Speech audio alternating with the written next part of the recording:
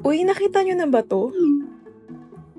For the record, sinasabi nyo ba na ang mga drug users at drug criminals ay dinideserve nilang mamatay na lang kaysa pumunta sa jail?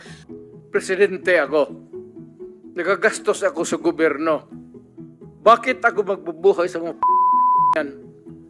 Kung yung pera na ipapakain ko dyan sa preso, ibigay ko na lang doon sa mga tao dyan sa walang bigas. So mas okay Walang pong trabaho. patayin sila kaysa ipreso Wala mong pakialam sila? dyan sa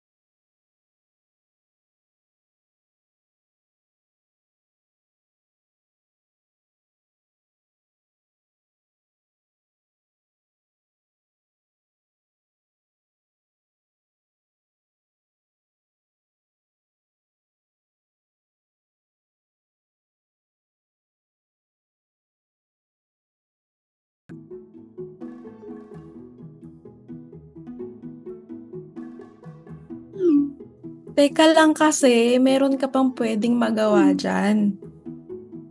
Okay.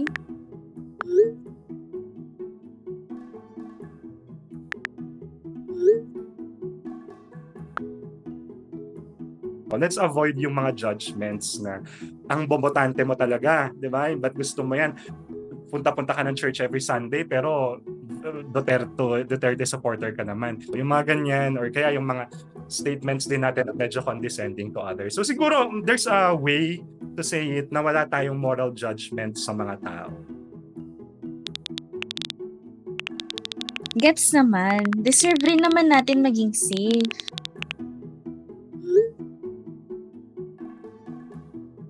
Okay, tamo?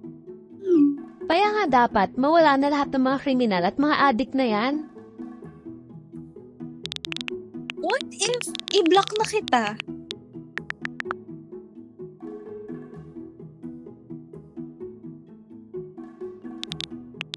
Utak pulbura ka.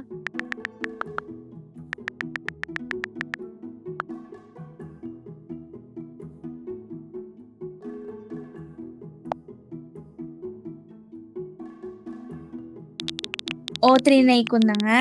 Di pa rin siya tumitigil, ah.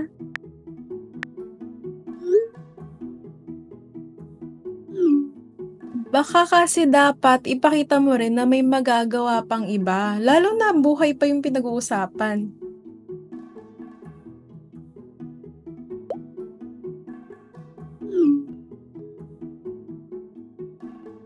Ang gagawin ko, pakita ko yung ibang solution. So kung ito yung solution natin, ikukulong natin sila, magiging safe ka pa rin. Hindi ba to enough for you?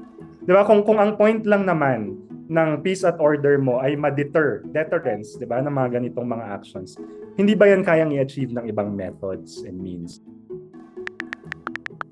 Last na to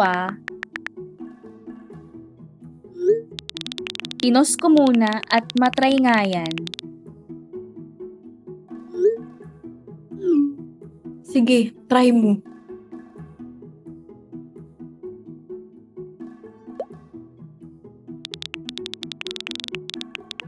Kung safety lang naman din, di ba mas okay kung ikulong na lang at i-rehab?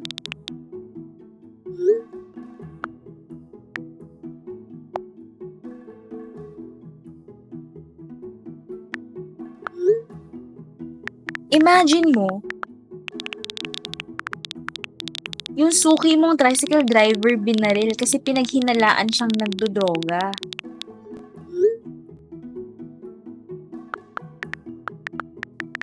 Hinala lang naman.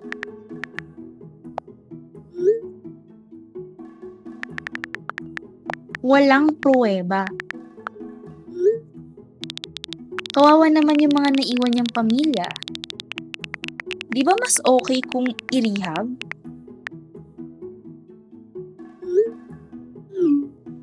May point ka naman. Wawa nga naman kung ganyan.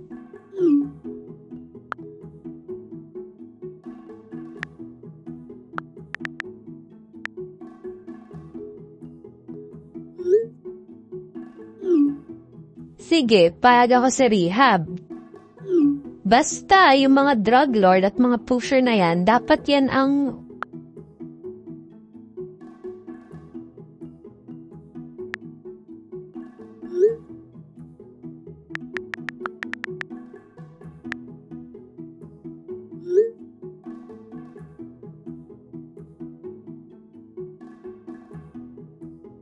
Tingin ko din, sometimes piliin na rin natin na hindi natin mako-convince kahit na anong gawin natin.